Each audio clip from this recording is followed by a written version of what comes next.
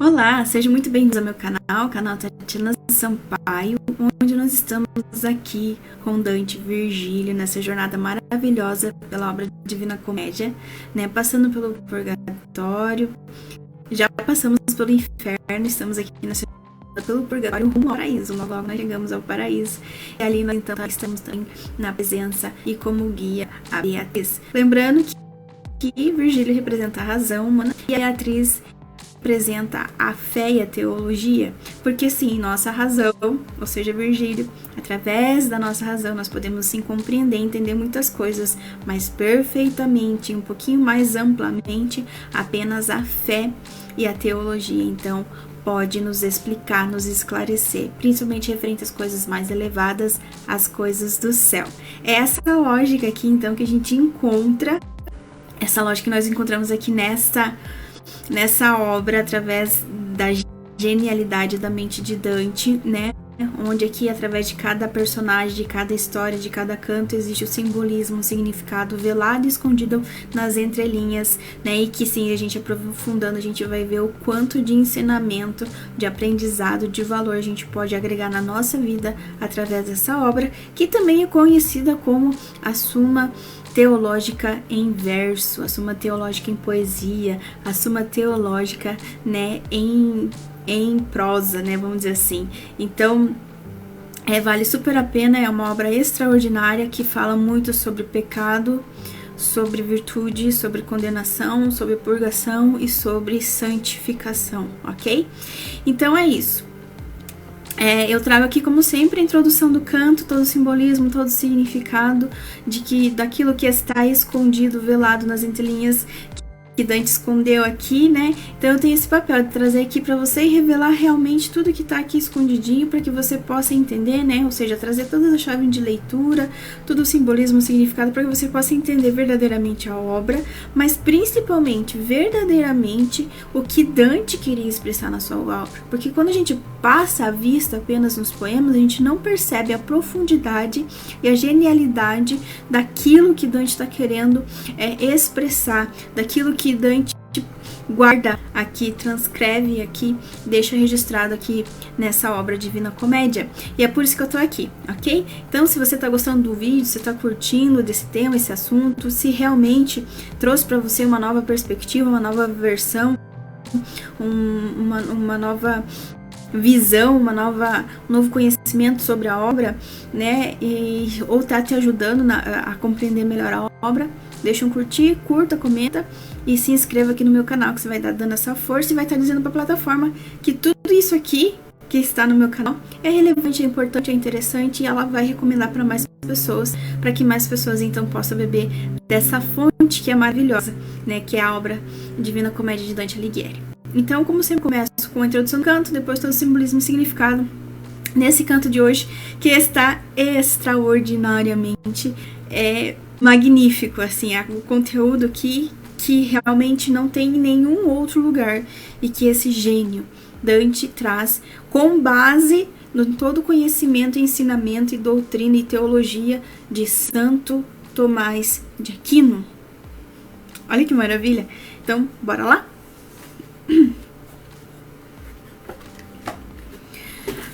Purgatório de Dante Alighieri. O Purgatório é a segunda parte, ou seja, o segundo livro da obra, né, que é dividido em 3 livros ou 3 partes: Inferno, Purgatório e Paraíso. Nós estamos então na segunda parte da obra, no segundo livro, que é o Purgatório, no canto 25. Esse livro aqui tem apenas 33 cantos, então nós já estamos na reta final. Canto 25. Subindo por estreita senda do 6º ao 7º e último compartimento, Dante pergunta a Virgílio como pode emagrecer as almas que não precisam de alimento. Respondem-lhe Virgílio antes e depois Estácio.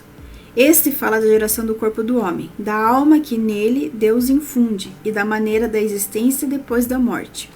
O compartimento no qual acabam de chegar está cheio de flamas, nas quais estão se purificando as almas dos luxuriosos. Então chegamos aqui no 7º pecado capital, purgado. 7º vício capital, purgado aqui no purgatório, que é a luxúria. Então a gente já passou pela soberba, nós já passamos pela preguiça, pela inveja, pela ira, nós já passamos pela avareza e nós já passamos pela gula. Agora nós estamos no 7º e último pecado capital purgado aqui, que é a luxúria. Recapitulando, eu esqueci de falar ontem que o nome daquele anjo que abençoa Dante na sua fronte e sara e cura o pecado da gula purgado aqui, para ele subir para a próxima cornija, o nome do anjo é o anjo da abstinência, né? Dando um adentro e um foco, né, para a abstinência que a gente precisa conter e viver, manter e viver aqui em tempos propícios aqui nessa terra, para que a gente não precise passar por esse tempo de abstinência, né? Ou ser visitado e abençoado pelo anjo da abstinência lá no purgatório. Fica aí a dica, ok? Então, o anjo da abstinência curou o 6º P ferido na testa de Dante referente ao pecado da gula purgado. Então, ele está indo para a próxima cornija. Nessa próxima cornija, ele percebe que, além de ser um estreito caminho, que é a cornija, que é esse caminho ali nas encostas da montanha, né? Lembrando que ela faz isso aqui, né? Quando eu digo cornija, é isso aqui, ó. Esse corredorzinho estreito aqui, ó. Tá vendo? É referente a cada círculo purgatório. Só que além dessa cornija aqui que tem, na beirada dela, aqui no último, né? Na beirada dela tem como que chamas ardentes de fogo e fumaça. Tá ardendo um fogo lá. E eles percebem o quanto que é perigoso, então, essa cornija, tanto pelo risco de cair, tanto pelo risco de se queimar no fogo, né? Então, até Virgílio comenta isso, né? Que aqui é bem perigoso se perder aqui e acabar caindo. Então, que é para ter cuidado. A subida para essa cornija também é bem estreita, é bem difícil, não é fácil, não. E eles estavam com pressa, faltavam menos de 4 horas, então, para eles continuar subindo. Menos de 4 horas para o entardecer, para o anoitecer. Eles queriam completar, então, essa subida antes do anoitecer. Que Dante, em si, estava atormentado por uma dúvida. Como que essas almas têm essa aparência tão feia, magra, na cornija da gula? Eles são tão magros, os olhos deles estão fundos, estão negros, né? Eles estão escuros de fome. Como que eles têm essa fisionomia, essa aparência, se eles não têm corpo? Ele pode, né? Eles têm essa fisionomia se eles são almas, eles não têm corpo. Então, Virgílio fala assim: prares, então, de Maleagro, que como um tição foi consumido, mas de uma forma diferente, você talvez vai entender como que funciona isso aqui. Para que você possa, então, ter todas as suas dúvidas esclarecidas, é melhor você conversar com o Estácio. O Estácio vai te esclarecer melhor. Aí tem um discurso do Estácio aqui. Quem que é Maleagro? Ele nasceu, ele foi visitado por 3 parcas. E essas 3 parcas, então, profetizaram sobre ele. Que da mesma forma que o tição que eles jogaram, que ele teria a duração da vida, o mesmo tempo de vida que um toco de madeira lá. E essas 3 parcas pegaram esse toco de madeira e jogaram no fogo. E saíram, foram embora, né? Nesse sentido. Aí, o que aconteceu? A mãe desse menino, né? Desse menino, a Alteia, ela pega esse toco de madeira que estava começando a pegar fogo ali, né? Esse pedaço de madeira que começou a pegar fogo, tirou do fogo e apagou. E sabendo, então, que aquela profecia tinha poder sobre a vida do filho dela, ela guardou no lugar secreto e cuidou daquela madeira para que ninguém atingisse, ninguém fizesse mal, né? Ou qualquer coisa com aquela madeira, porque seria realmente fazer contra o próprio filho. Então, ela guarda no cofre lá, escondido, e para preservar a vida do filho. Realmente, esse homem, né, o Meleagro, ele cresceu, ficou muito forte, ficou muito bonito, ele se tornou um valente guerreiro. Aí teve uma disputa lá com o javali, matou um imenso javali que assolava a cidade dele lá, né? Eu era o rei da Caledônia. Então ele matou esse javali e ele se apaixonou de uma donzela na época, e ele pegou e ofereceu de presente a cabeça e a pele desse javali para essa donzela que ele estava apaixonado, uma jovem da Arcádia. Só que os tios, como ele teve a ajuda dos tios nesse massacre, nessa morte aí, né, nessa luta aí, os tios não gostaram muito dessa história não, de ter mandado a cabeça do javali e a pele do javali para essa moça lá em Arcádia. Então, eles pegaram e retomaram o presente tomaram o presente da moça, foram lá e buscaram e pegaram para eles o presente da moça. E esse Meleagro ficou muito enfurecido, muito bravo, foi lá e acabou com suas próprias mãos matando os 2 tios. A Alteia, que era mãe do Ovídio, a Alteia, que era mãe de Meleagro, ela ficou sabendo disso e ela ficou nessa luta interior do amor pelo filho e do amor pelos irmãos. O amor pelos irmãos foi maior neste momento, então ela mesma pega aquele pedaço de pau que ela tinha guardado, que referia-se à profecia e referente ao poder da vida e à conservação da vida do filho. Ela mesma pega aquele toco lá, né, de madeira, e ela mesma joga lá, né, que estava meio queimado, ela mesma joga no fogo e ele então se consome virando um tição. E ao mesmo tempo que aquela madeira vai se queimando, ele é consumido por um fogo interno, devorador, que realmente transformou o corpo dele em cinzas. Então é mais ou menos nesse sentido aqui que Virgílio está querendo explicar para Dante. Se você entender como que aconteceu com o Meleagro referente àquela vez que ele foi consumido pelo fogo, que não era nele, mas era no tição, você mais ou menos vai entender como que funciona, ok? Então é mais ou menos isso que ele está querendo dizer aqui. Só que daí Estácio começa todo um discurso sobre o corpo e a alma, né? E tudo isso aqui tem por base da doutrina e da teologia, da antropologia de Santo Tomás de Aquino. E um pouquinho de Aristóteles, por quê? Aristóteles foi também uma base de muitas coisas ali do entendimento de Santo Tomás de Aquino, ok? Ele fala assim, que o coração do homem é que alimenta todo o corpo de vida. O que é a vida do corpo? É o sangue. Concordamos nisso? O que é a vida do homem? A vida do homem está no sangue. Se o homem perde muito sangue, ele perde a vida. Se os órgãos não têm sangue o suficiente, eles não funcionam, o homem perde a vida. Se o cérebro não tem sangue suficiente, se o coração não tem sangue suficiente, se todo o nosso corpo não tem sangue circulando, nós perdemos a vida. Então, sangue significa vida, certo? Só que daí ele fala que tem um sangue que é mais puro ainda, porque o nosso sangue ele tem várias substâncias que o tornam vermelho, né? Então, existe uma mistura. Mas existe um sangue nosso que é o mais puro de todos, que não tem essa mistura, né, de substâncias, não é vermelho, digamos assim, né? Então ele fala, e nisso que ele está querendo dizer, naquele dizer, na forma de se expressar da Idade Média, é referente realmente ao sêmen do homem e ao óvulo da mulher, ok? Então ele vai explicando isso. Então, o coração é que bombeia a vida no homem através do sangue, porque o sangue é a vida do homem, mas existe um sangue mais puro que o sangue que corre nas nossas veias, então, que é o sêmen. Então, quando o sangue puro do homem com o sangue puro da mulher se juntam, se unem, então se gera uma nova vida, né? Essa nova vida, então, se une, começa a germinar e a crescer como uma planta, né? Essa é nosso desenvolvimento natural quando existe então a geração de uma vida no ventre de uma mulher. Ou seja, o sangue puro e ativo do homem que encontra o sangue puro e passivo da mulher. E dali se gera então um novo ser, né?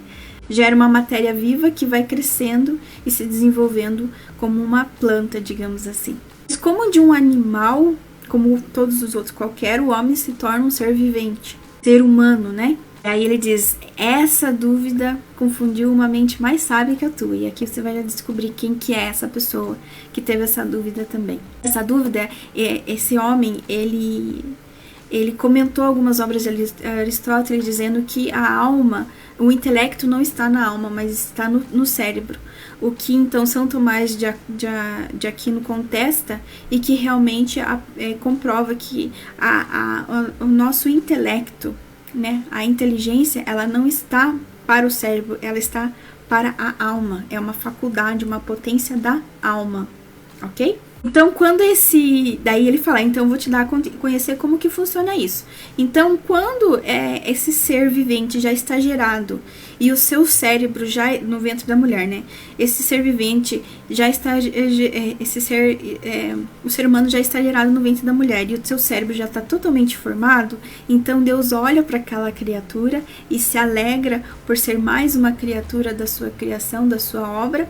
E então, ele infunde nesse ser, né, um suspiro um ar de vida. O Criador volta-se, então, a essa nova criatura com muita alegria e sopra nele, né, um ar de vida, um novo espírito.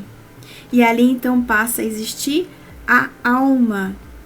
Esse espírito que é infundido em nós, ou seja, a nossa alma, que é infundida em nós por Deus neste momento, ele tem o papel de comandar toda a matéria. A alma e o espírito é superior à matéria. É superior, é mais elevado que a matéria, que o corpo, que a carne, né? Nesse sentido. É essa ordem.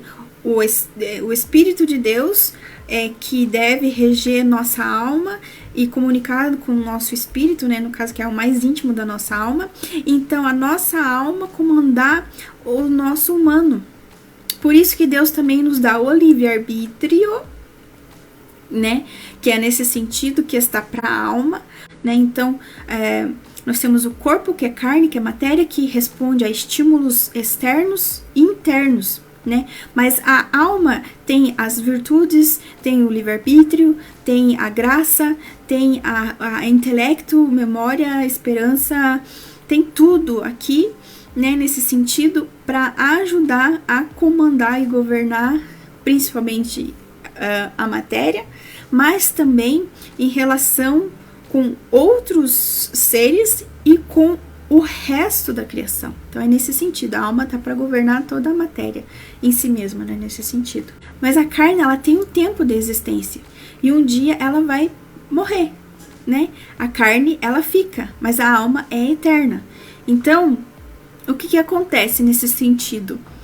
Quando o corpo morre, a alma se desprende do corpo.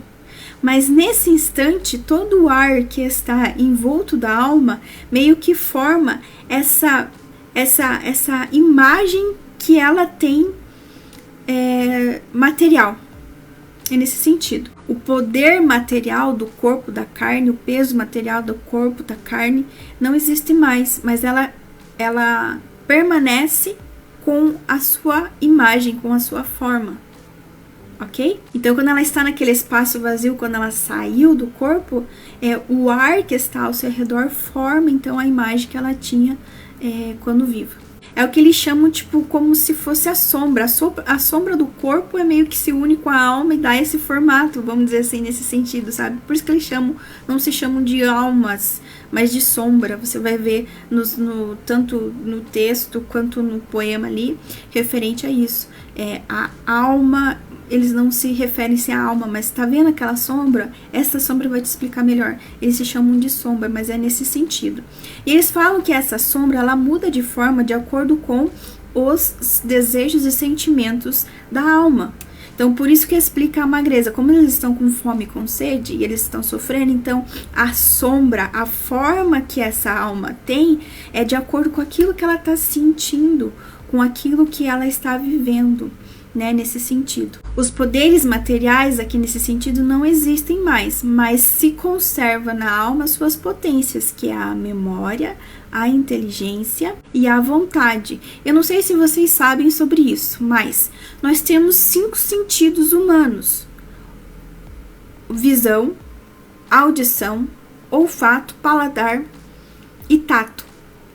Esses são as potências e as faculdades do corpo, ok?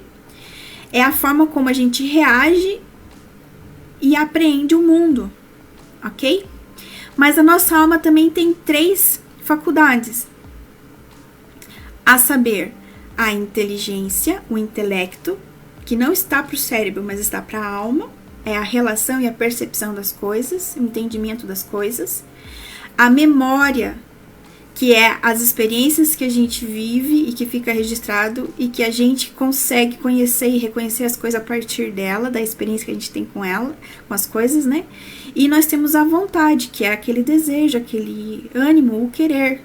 Essas são as 3 faculdades ou potências da alma, ok? Se vocês não sabem disso, é assim que nós somos formados. Então, para os nossos instintos, né, para essas potências humanas, nós temos 4 virtudes cardeais, que é o nosso relacionamento conosco mesmo, o nosso relacionamento com os outros eus, né, outros seres, outras pessoas, e o nosso relacionamento com as coisas, e também no decorrer do tempo. Então, nós temos as 4 faculdades cardeais, que são a prudência, a temperança, a justiça e a fortaleza, que está para todos, mas é mais para controlar a matéria, né? Nosso relacionamento conosco, nosso relacionamento com as coisas e com as outras pessoas, ok? Um relacionamento bom, excelente, né? Nesse sentido, virtuoso. Agora, nós temos então 3 virtudes teologais que é realmente para essas potências da alma, que é a fé, a esperança e a caridade. A fé para ajudar o conhecimento, a relação, o entendimento das coisas que está para o intelecto. Então, a fé está diretamente ligada ao intelecto, diretamente ligado à razão que está para a alma, ok? A esperança que está para a memória, né, nesse negócio de esperar, de expectativa, mas sempre para o bem, para as coisas boas. E nós temos também a caridade, que é o amor perfeito, o amor em atitude, o amor em prática, que está para a vontade. Então vai ajudar a nossa vontade a querer e desejar e fazer as coisas mais voltadas para o amor, ok? Então é nesse sentido, é assim que a gente funciona, ok? Então quando o corpo se desprende, quando a alma se desprende do corpo, porque o corpo morre, ela continua com as suas faculdades, ou seja, continua com os seus poderes, com as suas potências, só que são apenas os 3, então para relação, para apreensão e reação das coisas, que é a memória, a vontade e o intelecto, ok? Aqui, ó, uma super aula de Santo Tomás de Aquino para você!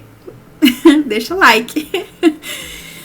Então é isso, é por isso que essas almas têm as feições, por isso que eles conseguem reconhecer, é por isso que elas têm essas feições mais abatidas ou não. É nessa lógica. E tudo isso aqui sai de Santo Tomás de Aquino. Vale super a pena. As 2 obras, essa aqui, né, que é a Divina Comédia, como Santo Tomás de Aquino também.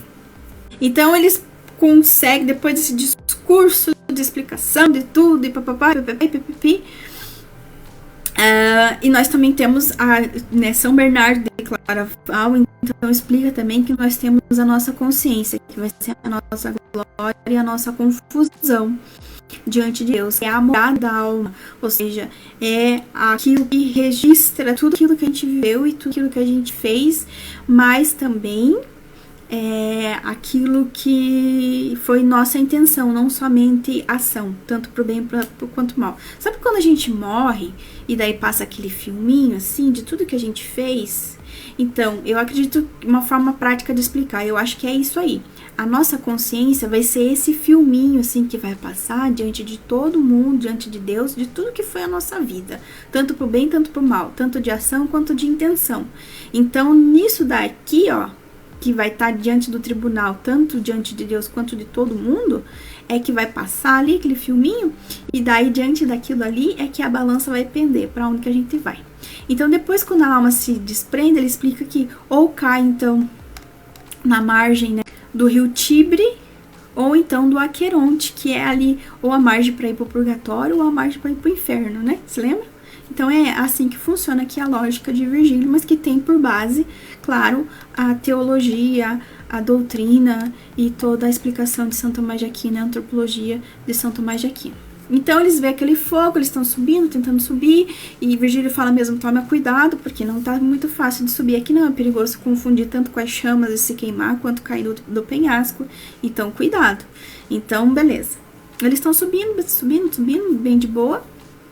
Aí eles começam a escutar o hino dessas almas nessa cornija, que é Deus de suprema clemência. Eles estão rezando. E automaticamente eles escutam os látigos dessa cornija, que são 2 exemplos de castidade. Aqui eles estão purgando o vício e o pecado da luxúria, e eles estão aprendendo sobre a virtude contrária, que é a castidade. Esses espíritos aqui, eles estão caminhando e sendo queimados por esse fogo. Quando eles terminam o hino que eles estão cantando, Deus de suprema clemência, então eles escutam, eu não conheço homem algum, que é um exemplo do látigo dessa cornija. Ou então, no bosque ficou Diana, e de lá expulsou Elis, que provara o veneno de Vênus, que é o segundo exemplo, então, o segundo exemplo do látigo dessa cornija. E aí eles continuavam o seu hino, o seu canto, né?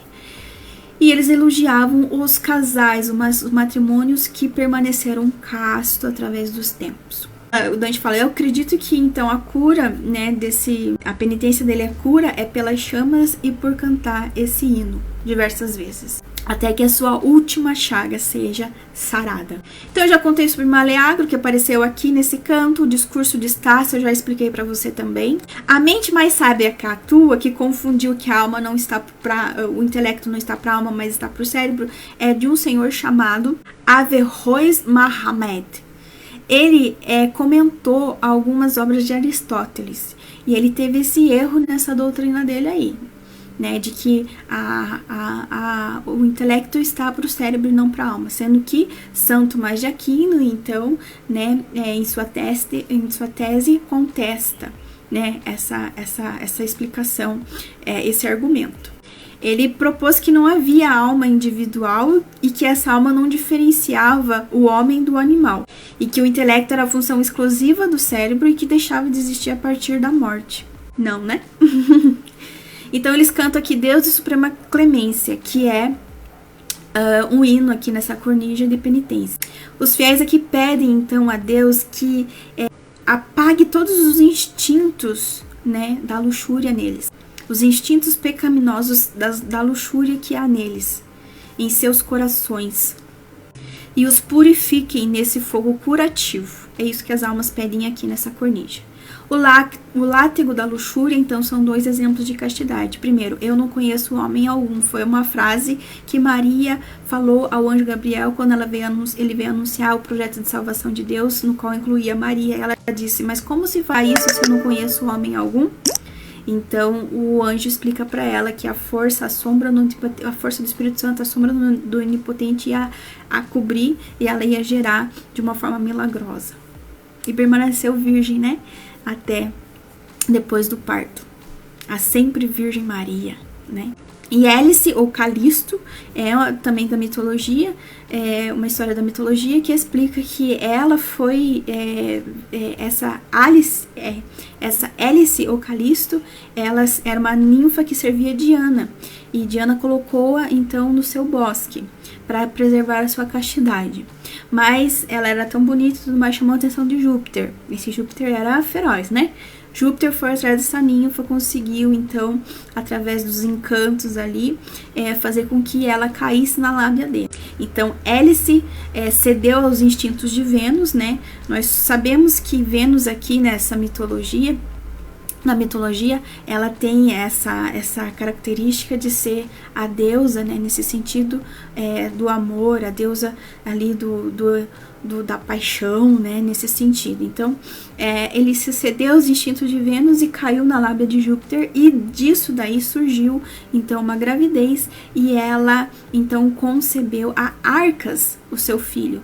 Neste mesmo momento em que ela concebeu, e que nasceu o filho dela, Arcas, então Juno, que era a esposa de Júpiter, né, expulsa ela da floresta de Diana e transforma essa Hélice, ou a Calisto, em urso, em uma ursa. E ela fica vagando nas florestas. Então, um dia, depois de grande, o filho Arcas acaba encontrando a mãe dele, só que em forma de ursa. E ele, quando ele está prestes a matar a própria mãe, que estava então transformada em ursa, Júpiter se compadece, desce, impede isso, pega ela e leva ela para o céu, transformando então ela numa constelação, a constelação que a gente conhece hoje como Ursa Maior. Como eu sempre digo, né, a mitologia é aquela forma de explicar aquilo que é inexplicável, assim como as parábolas de Jesus, né, na Bíblia, que tem muito simbolismo para explicar aquilo que não é explicável de uma forma mais fácil. Então aqui se explica nessa mitologia, né, que está em Ovídio, o surgimento dessa constelação tão conhecida que é a Ursa Maior, ok? Então aqui estão esses dois exemplos de castidade.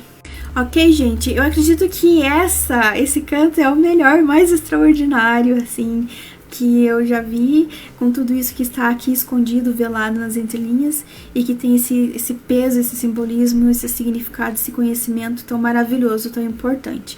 Então, espero que você tenha gostado. Se você gostou, curta, comenta e compartilha. Esse aqui é o canto 25. Nós vamos continuar aqui pela cornija da luxúria, aprender muito com as almas aqui, que com certeza vão aparecer. Depois, claro, com os exemplos de luxúria castigados. E aí, é só paraíso daí. Só rumo ao paraíso, paraíso, paraíso. Porque esse é o último pecado aqui. Então, vamos dizer que é uma das últimas cornijas, né? Nós vamos ter ainda o paraíso terrestre aqui, mas... bora, rumo ao paraíso, rumo ao céu, se Deus quiser. Então é isso. Se você gostou, se você curtiu, curta, comenta, compartilha, né? Se inscreva no meu canal, me ajuda, me dá essa força aí, porque eu preciso bastante, ok? Então fique comigo, siga comigo nessa jornada que vale super a pena e você vai aprender muito, muito, muito de acordo com tudo que Dante deixa aqui registrado, marcado, guardado nessa obra maravilhosa, a Divina Comédia. Eu fico por aqui, Deus abençoe vocês. Sucesso! Até!